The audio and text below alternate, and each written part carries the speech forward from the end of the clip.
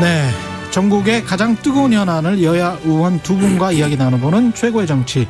오늘도 여야 의원 두 분 나오셨습니다. 더불어민주당 강훈식 의원님 나오셨습니다. 네, 안녕하세요. 안녕하세요. 국민의힘 성일종 의원님 나오셨습니다. 안녕하세요. 네, 안녕하십니까. 충남 서산태안 출신 성일종 의원입니다. 지역을 좀 말씀드려야잖아요. 예. 한 번도 안 드렸어요. 강훈식 의원님은 전 충남 아산입니다. 우리 충청도가 이거 완전 네. 충청도가 같은 대세인 것 같아요. 그렇습니다. 방금 전까지 또 그렇습니다. 예. 하평윤 씨 모시고 또 윤여준 장관님 윤여준 장관님도 충청도 분이시죠. 충청도 분이세요. 네. 예. 방송을 사투리를 해도 괜찮을 것 같습니다. 예. 최근에 최강시사 유튜브에 검색하시면 실시간 방송 보실 수 있고요. 스마트폰 콩으로 보내시면 무료입니다. 문자 참여는 짧은 문자 50원, 긴 문자 100원이 드는 샵 9730 무료인 콩 어플에도 의견 보내주시기 바랍니다. 인사청문회가 다 끝났는데 장관 후보자들 총평부터 좀 해 주십시오. 일단은 여당부터 하시죠. 여당부터. 이런 여당이 하고 뭐 네. 늘 예. 네. 이번 인사는 이번 청문회는 문재인 정부의 사실상 마지막 인사라고 봐야 되겠죠. 그래서 그렇죠. 대부분 학자나 관료들을 임명한 게 좀 특징이었습니다. 예. 그래서 사실은 전문성이나 능력에 대한 쟁점들은 많이 안 보였던 없었죠. 것 같습니다. 예. 다만 이제 개인사에서 부족함을 드러낸 일부 후보들이 좀 있었던 것 같고요. 또 그런 부분에 대해서는 저는 뭐 국민의 눈높이에 맞지 않은 부분에 대해서는 좀 여당으로서 송구스러운 지점이 좀 있었다 이렇게 예. 봐야 된다고 보고요. 예. 다만 인사청문회 좀 제도의 보완 문제를 여기 다시 한번 좀 짚어봐야겠다는 생각은 좀 들었습니다. 예. 능력에는 문제 없고 이제 개인사의 문제가 이제 부각이 되는 것까지도 좀 이해가 됩니다만 매번 이제 저희가 야당일 때도 그랬고요. 자기 고백부터 뭐 좀 하면 또 예. 이게 후보자나 그 가족들의 먼지털이식 검증 예. 이런 것들 그리고 또 여당은 그때마다 인사청문회 제도를 보완하자 이렇게 이야기를 했단 말이죠. 예. 근데 이제 지금처럼 여야의 지지율이 좀 비슷할 때 오히려 차기 정부지 이 정부는 이미 그렇게 하기는 좀 어렵습니다만 예. 다음 정부에 대해서 적용하는 것을 좀 전제로 해서 신상털기식 또 주변 가족 파헤치기식 청문회는 좀 국민들에게 아무래도 인상을 찌푸리게 만드니까요. 예. 그런 것들은 좀 비공개로 좀 할 것은 좀 하고 정책 검증은 좀 더 심도 있게 해서 예. 국정 운영을 하는 국무위원들을 모시는 데 있어서 능력 있는 분들이 좀 많이 올 수 있는 공간을 좀 열겠습니다. 또는 열었으면 좋겠다 이런 생각은 듭니다. 그래서 실제로 많은 능력 있는 인사들이 좀 너무 가족 주변이나 이런 신상털기 하는 것에 대해서 좀 꺼리는 것도 사실이거든요. 그래서 예. 저희가 물론 저희나 야당이나 다음번에 누구도 지금 장담 못하는 이런 상황이라면 오히려 여야가 그런 제도 개선에 좀 합의를 봐야 되는 것 아닌가 이런 생각이 듭니다. 예. 성 의원님 어떻게 보셨습니까? 두 가지만 말씀을 드리면요. 청와대가 책임을 져야 된다. 왜 그러냐면 청와대 인사 시스템이 붕괴된 거잖아요. 예. 지금 현재 29명 플러스 이제 알파가 되느냐 안 되느냐 이게 좀 문제가 되는 거지요. 지금까지 인사를 하면서 여권의 강력한 그 의석수를 가지고 또 대통령이 높은 지지율을 가지고 지금까지 굉장히 결격 사유가 많았었던 그러한 후보자들도 청와대에서 제대로 검증을 못하고 다 한 거지요. 조국을 비롯해서. 그래서 지금 현재도 보니까 상당히 문제가 있어요. 그러면 이 검증 시스템이 지금 현재 붕괴가 된 거거든요. 그렇기 때문에 이거에 대해서 청와대가 분명히 책임을 물어야 된다. 그런데 지금까지 인사수석이 책임을 져야지요. 인사수석이? 그렇습니다. 예. 그 시스템은 뭐 인사수석이라 콕 집을 건 없지만 어쨌든 이 인사에 대해서 총괄하고 있는 것은 수사가 아니겠습니까? 인사나 민정. 그렇습니다. 그래서 이거는 뭐 민정이 됐든 인사수석이 됐든 그 누구든 이제 대통령께서 판단하셔야 될 그런 문제라고 좀 보여지고요. 두 번째로는 대통령께서 공약사항으로 7대 인사 원칙을 제시하셨잖아요. 예. 이 7대 원칙이 다 붕괴가 된 거예요. 지금까지 다.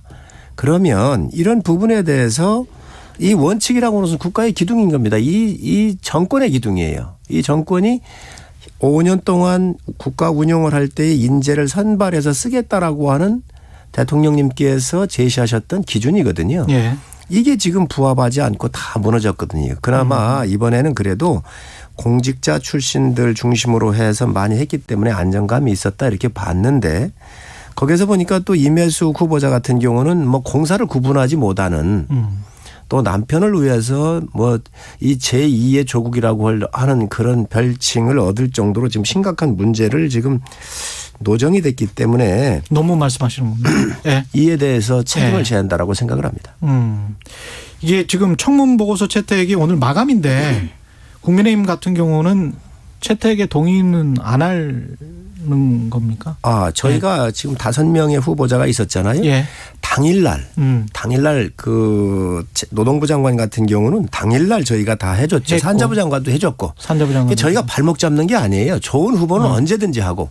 제가 또 인사청문회 할 때 금융위원장 같은 경우 당일날 다 해드렸어요. 예. 그런데 정말로 문제가 있는 것은 그럼 국민의힘은 3명 지금 2명 했죠. 그러니까 꼽고 있는 게 채택 보고서를 예, 못 저희가 내겠다고 지금 하는 게. 요청한 것은 3명입니다. 문제가 예. 있다라고 문제 제기를 한 것이지요. 그래서 지금 야당한테만 계속 공격을 하면서 발목 잡게 한다라고 하는 것도 맞지 않아요.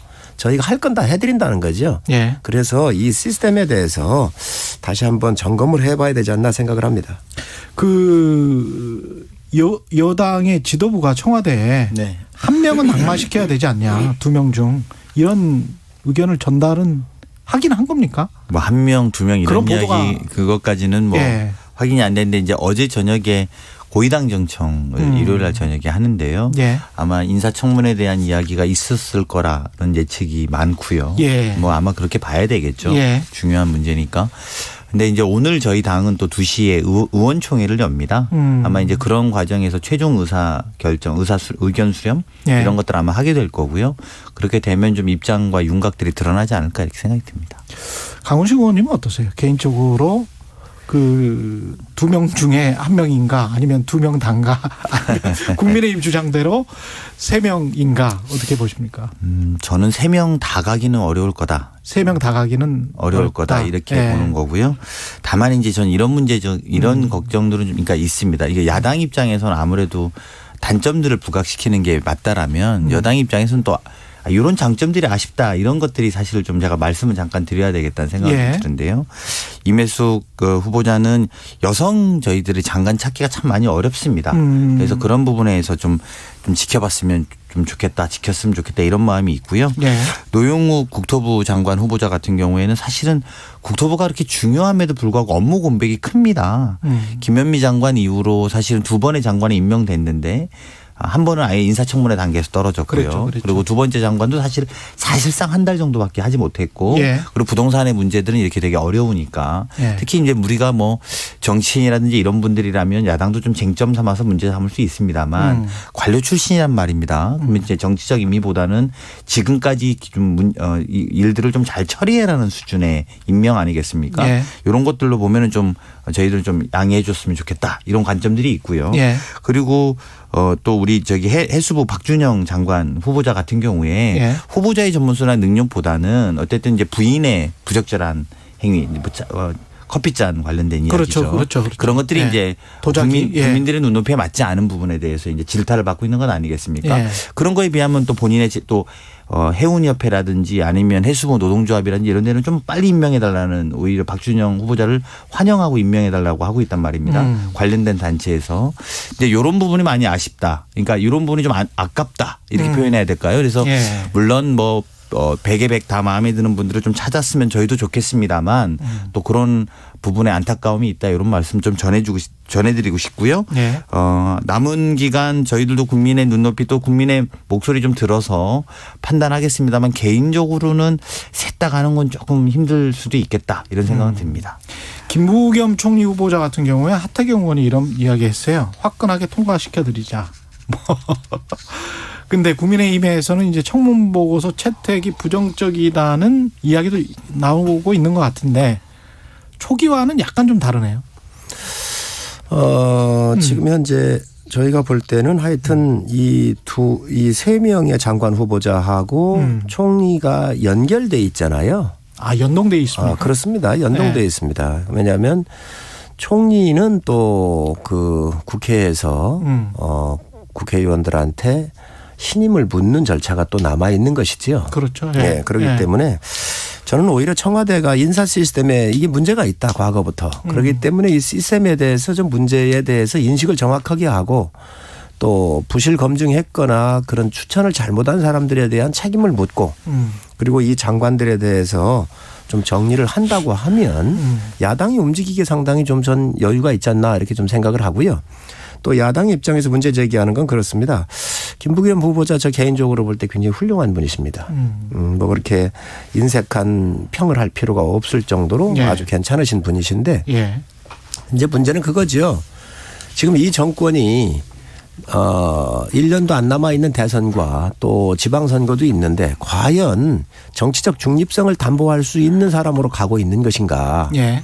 이럴 때일수록 이 정권의 말기가 되고 그리고 새로운 권력을 만들어야 된 이 중립적 자세에서 관리를 해야 되는 특히 총리 같은 경우는 정치권의 인사가 아닌 특히 민주당 성향이 아닌 중립지대에 있는 분을 임명했으면 좋겠다 하는 게 저희 생각이었고요. 또 그 이야기는 여러 번 얘기를 했었습니다. 그래서 이 선거의 공정성이나 이런 부분을 좀 한번 보기 위해서라도 좀 이런 것들은 재고됐어야 된다고 생각을 합니다.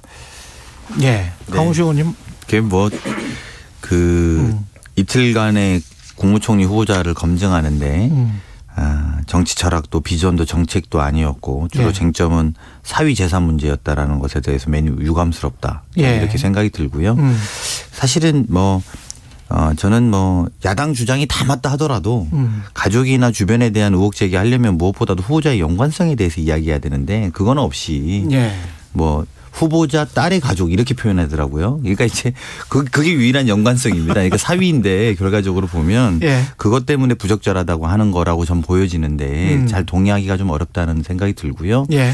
특히 4선 국회의원입니다. 그리고 지난번 아까 이제 선거의 공정성 이야기 하셨습니다만 선거의 주무부처의 책임 장관이 행안부 장관이에요. 예. 행안부 장관을 또 하셨죠. 네, 행안부 장관의 적격 판단해 주셨어요. 당시에 인사청문 보고서에. 그래서 장관으로는 통과가 됐는데 지금 총리 때 이제 그 뒤로 달라진 게 아까 말한 사위 문제 하나 있다는 겁니다. 그리고 그것도 후보자의 연관관계는 말하는 건 없어요. 그렇죠. 예. 근데 그렇게 보면 대단한 결격 사유가 있다라고 저는 보여지지는 않습니다. 그래서 그런 부분에 있어서 오히려 하태경 의원이 합리적인 말씀을 하신 거죠. 그래서 네. 오히려 워딩은 그랬던 거 아닙니까? 화끈하게 청문회도 안 하고 통과시켜줬으면 좋겠다. 이렇게 워딩한 하지 거거든요. 말자 네, 아예 예. 그랬죠. 그러니까 예. 그런 것들은 이미 4선 국회의원에 특히 대구 가서 당선된 경험도 있고 또 4번이나 국민의 심판을 받았으면 또 행안부 장관으로서 적격 판단도 받았는데 굳이 이걸 갖고 정쟁 만들지 말고 오히려 또 그 사이에 큰 의혹이 있었으면 그 의혹은 제기해야 되겠죠. 예. 근데 그것도 별답지 않은 거라면 화끈하게 통과할 건 통과해야 반대로 막을 것에 대한 진정성이 좀 국민들로부터 더 납득될 거 아니냐. 그래서 이러한 장관들은 부적격하다라는 게 더 설득력이 있었을 거라고 하는 하태경 의원의 판단이다. 저는 이렇게 봅니다. 야당에 그런 결도 있는 거예요. 예. 김부겸 그런 흐름도 그렇습니다. 있죠. 예. 예. 하태경 의원께서 그런 얘기를 하셨는데 그렇게 야당이 평가하는 결도 있기 때문에 비교적 좋은 후보신 거죠. 우리 강훈식 의원님 말씀을 하셨는데 펀드 얘기를 하시니까 사위 거다 이렇게 얘기를 하셨는데 옵티머스와 라임이 상당히 큰 문제가 아니었나요? 그런데 옵티머스 주범의 이종필 부사장이에요. 그런데 이종필 부사장이 포함돼서 6명만 이 펀드에 가입을 한 거예요. 그중에 4명이 이 사위와 관련된 딸과 사위와 그리고 손주들이 관련되어 있는 게 4명이 12억이 들어가 있는 거예요. 예. 그래서 이걸 문제를 삼은 것이죠. 6명 중에 주범 이 나임의 부사장을 하면서 자기 돈을 넣고 그리고 4명이 넣었으니까 1명은 누군지 모르겠어요. 그렇다고 한다면 이거에 대해서는 문제가 있는 거 아닌가. 특권과 반칙을 가지고 한 거 아닌가 하는 이런 의혹을 제기한 것이 야당인데 이 부분에 저는 충분히 문제 제기할 수 있다고 생각을 합니다. 네, 의원님이 더 잘 아실 거예요. 재선 국회의원인데 저나 의원님이나 예. 이 정도만 돼도 사위가 그런 거 하고 의원이 관계 갖고 이렇지 않습니다. 근데 하물며 4선의 행안부 장관 시설에 그건 관계 있지 않다라는 거 정도는 아실 거라고 좀 보고요. 저는 그런 정도 주장은 또는 뭐 의혹에 대한 이야기는 할 수 있으나 그게 실제 관계가 있다라고 생각하시진 않을 거라고 보편적으로는 그렇게 보고요. 그리고 그런 부분에 있어서 뭐 야당의 이야기는 뭐 저희가 귀 기울여 들어야 되고 또 오히려 라임 펀드 때문에 많은 분들이 상처받았기 때문에 그런 거를 대변하시자는 취지는 이해합니다. 근데 이제 그리고 저희도 그런 부분에 대해서 같이 분노해야 된다고 생각하는데 이게 뭐 총리 후보자랑 관계가 있다고 생각은 안 하실 거라 보고 있다면 그런 걸 좀 내놔야 국민들로부터는 그래서 야당이 반대하는구나라는 게 좀 설득력 있을 거다라고 생각이 듭니다. 강 의원님이 굉장히 이제 부드러졌어요 이제. 김경률 경제민주주의 21 공동대표가 이 회계사가 그 참고인으로 나와가지고 한 이야기가 있습니다. 예. 펀드의 구성과 환매 수수료, 판매 보수, 성과 보수, 환매 가능액에 비춰 볼 때 특혜적으로 구성됐다고 부인할 수 있는 사람은 없다 이렇게 얘기를 했는데 이런 것들이 이제 청문회의 그 장점이라고 볼 수 있죠. 그래서 이런 부분들에 대해서는 좀 더 명확하게 할 필요가 있지 않나 하는 생각이 좀 들고요. 또 이 총리 후보자에 대해서는 여러 가지 결이 있다 말씀드립니다. 오늘 마침 또 저 문재인 대통령 취임 4주년이고 특별 연설이 있고요. 기자들 질의응답도 있을 것 같은데 남은 1년의 국정 운영, 국정 계획 어떻게 돼야 된다고 보시는지 어디에 좀 초점이 맞춰져야 된다고 보시는지 말씀 좀 해주시겠습니까? 네. 오늘 그 연설은 뭐 원체 뭐 대변인은 4년을 돌아보고 남은 1년의 국정운영 계획을 밝힐 예정이라고 대변인 아마 이야기한 것 같은데 예. 제가 제 나름대로 또 별도 취재를 해본 결과로는 예. 이 1년에 좀 집중하시는 걸 발표할 것 같습니다. 앞으로 1년? 예, 앞으로 1년. 그것은 아무래도 코로나19가 이제 올해 안에 종식해야 된다라는 저희는 이제 그런 목표를 갖고 있고 또 대통령 임기 안에서 끝내서 이제 어쨌든 퇴임하실 때는 정말 마스크 벗는 대한민국에 대한 마음을 갖고 있지 않겠습니까? 네. 그래서 이제 그런 것들을 비롯해서 또 국정을 마무리하는 단계에서 또는 이제 필요한 것들에 대해서 재점검하고 국민들께 호소할 것은 또 호소하고 또 설득할 것은 설득할 것으로 보여집니다. 그래서 저는 뭐 3주년 차 같은 경우에 3주년 기념 특별연설에서는 질병관리본부를 청으로 구상하는 발표를 했었거든요. 네. 그리고 남북관계 개선에 대한 인간안보라는 새 화두도 그때 당시에 제시됐었던 걸 고려하면 이제 마무리 단계에 필요한 이야기들을 하지 않을까 이렇게 생각이 들고요. 이런 부분에 있어서 아마 지금까지 대통령들의 메시지는 보면 초당적 협력이 필요한 국민들의 협조를 구하는 것들을 많이 했단 말입니다. 아까 말한 것처럼 질병관리본부의 청승격이라든지 남북관계 인간안보의 개념을 다시 제시한다든지 그래서 이런 부분에 대해서 또 뭐 야당이 이제 예측되는 것은 뭐 또 내일 또 실망했다 뭐 또 이런 메시지 하지 마시고 대통령 말씀 나오면 좀 잘 보고 같이 협력해서 마무리를 같이 졌으면 좋겠다는 생각입니다. 미리 예방주사를 잘 놓으시는데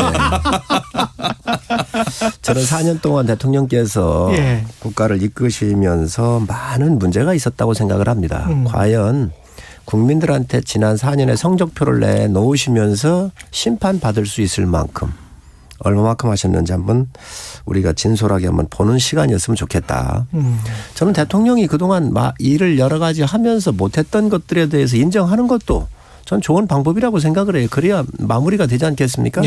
예를 든다고 한다면 공정과 정의가 무너질 때 대통령은 어디 서 계셨는지 또 외교나 지금 현재 한일 관계, 한미 관계 다 여러 가지 보면 순탄치가 않지요. 또 소득주도 성장 같은 경우를 주장을 하면서 격차 문제가 굉장히 심각하게 지금 벌어져 있는 이런 국가적 현실 내에 와 있고요.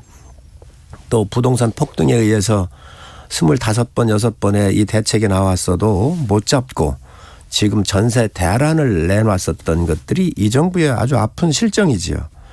또 백신 문제도 그렇습니다. K방역이라고 하면서 얼마나 이걸 얘기를 했나요. 그런데 정작 게임 체인저인 이 백신은 우리가 구하지도 못했어요.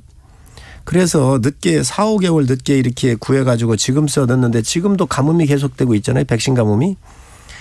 뭐 시간 지나면 이거 구하는 건 문제가 없습니다. 왜냐하면 생산량도 늘어나고 다른 나라가 접종을 끝냈기 때문에 이제 구하기가 쉬울 거예요. 그동안 수개월 동안 이 경제가 파탄이 나고 자영업자가 다 문을 닫고 한 이런 상황이 온 이런 부분에 대해서는 분명히 대통령께서 국민들한테 사과를 구하고 남아있는 기간 동안 어떻게 운영을 잘 할 것인지 또 그동안 여러 가지 협치 요청을 했었지만 다수당이었었고 대통령 고공에 행진했었던 그러한 지지율에 의해서 야당하고 협치한 적이 없습니다. 그래서 네. 이제 마무리하시려고 한다면 진솔한 사과 그리고 앞으로 남아있는 1년여 기간 동안의 야당과의 협치 또 많은 소통을 통해서 잘 마무리하셨으면 좋겠습니다.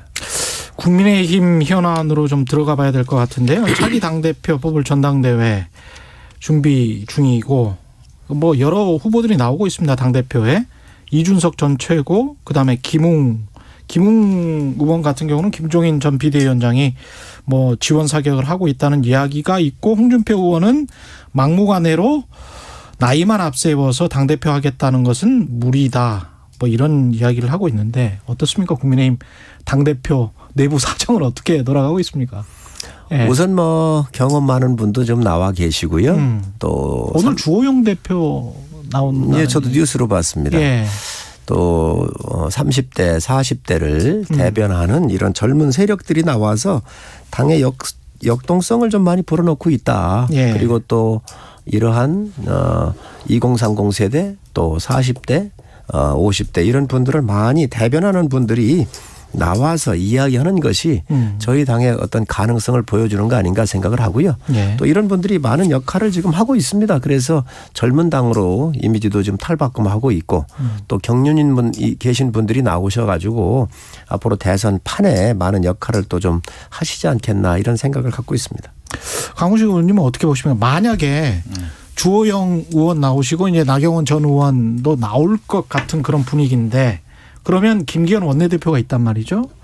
그렇게 되면 만약 뭐 김웅 의원도 나오고 그랬습니다마는 결과적으로 이제 되는 사람이 주호영이나 나경원이라면 과거의 그 강성 이미지가 양겹으로 지금 있게 되는 그런 상황이어서 그거는 약간 좀 국민의힘으로서도 피해야 되지 않나 그런 생각도 들고요.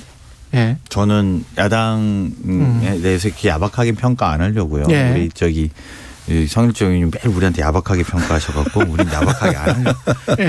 잘 하시고요. 예. 근데 뭐 이미 이제 새로운 후보들은 생각보다 좀 힘을 많이 못 받는 구조인 것 같긴 하고요. 그럼에도 불구하고 뭐 김웅 후보나 뭐 이준석 후보가 여론조사에서 약간 점수가 잘 나온다는 건 저는 좀 어떤 한편으로는 긍정적으로 보여집니다. 예. 야당이지만 그리고 다만 이제 그게 당이 안정적으로 운영되고 있다면 그렇게 신진 후보가 뛰어오르기 좀 어려울 텐데 당이 불안정하다는 반증이기도 합니다. 반대로 말하면 그래서 이제 신진 후보가 뛰어오르는 것이 그렇죠. 당이 안정적이면 그게 쉽지 않습니다. 그리고 불안정하다는 표현이기도 하고 또 반대로는 불안정하다는 것은 또 가능성을 내포하고 있기도 그렇죠. 하거든요. 그렇죠. 그러니까 네. 특히나 뭐 밖에 아까 뭐 삼지대에 대한 이야기라든지 여러 가지 당 자체에 여러 가지 변수들이 있기 때문에 그런 면에서는 가능성도 저는 있다고 보고요. 근데 국민들에게는 저 개인적으로 보면 야당도 그렇고 여당도 그렇고 얼마나 새로운 거를 보여주는지가 앞으로의 경쟁이 될 거라고 봐요. 예. 그래서 그런 분들을 좀 지켜보고 있다. 그리고 뻔한 결과들은 안 나왔으면 좋겠다. 뭐 저는 뭐 밖에서 보는 관점에서도 그렇습니다. 예. 뭐 주호영 후보 같은 분들이야 뭐 강성 이미지가 있습니까? 오히려 있어요. 네, 있어요. 그 있는 건 있다고 하셔야죠. 굉장히 온건론자지요. 그다음에 또 우리 나경원 대표도 원칙론자지 뭐 강경론자는 아닙니다. 둘 이제 다 그렇게 강경론자인데. 이제 그 여당에서 이제 자꾸 강경으로 이렇게 몰고 가고 이렇게 좀 하시니까 아니 언론에 그렇게 언론에 나오는 이야기인데 왜 여당에서 한다고 그러세요 또. 이제 아무래도 전에 황교안 대표하고 나경원 원내대표가 이제 그 양톱이었으니까 아마 그런 얘기를 하시는 것 같은데요. 예.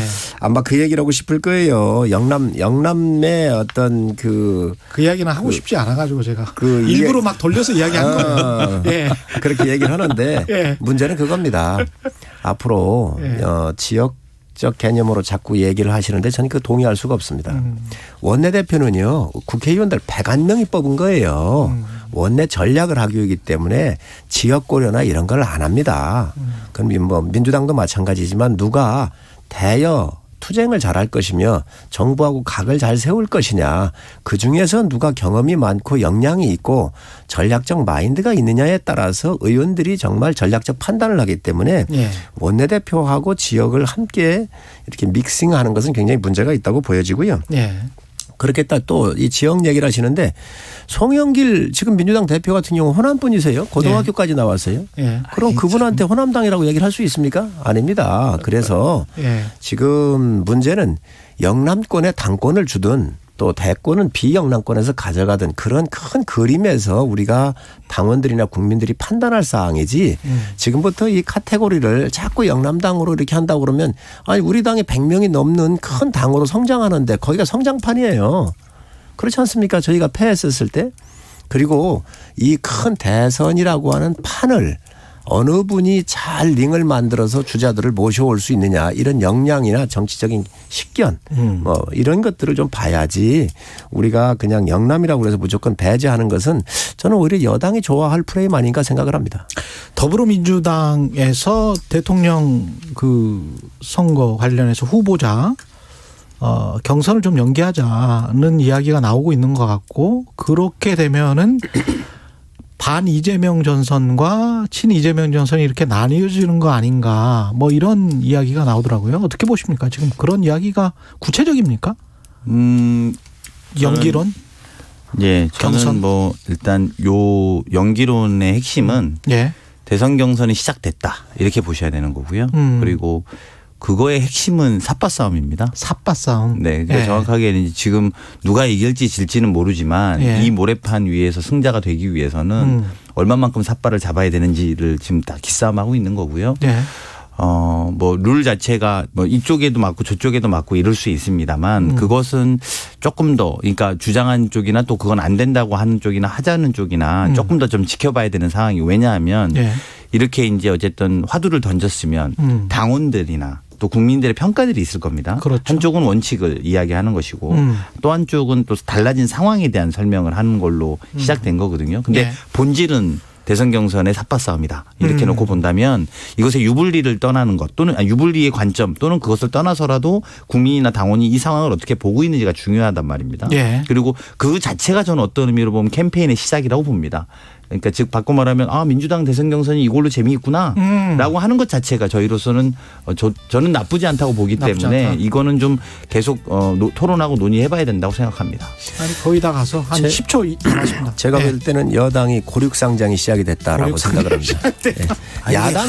야당은 비교적 조금 여유가 있지요. 근데 여당은 후보가 이게 없는 게 아니고요. 이게 여당도 후보 없지요. 알겠습니다. 그래서 사실 여기서 이게 끝내겠습니다. 예, 최고의 정치 국민의힘 송영정 의원 더불어민주당 강훈식 의원이었습니다. 공정한 경쟁,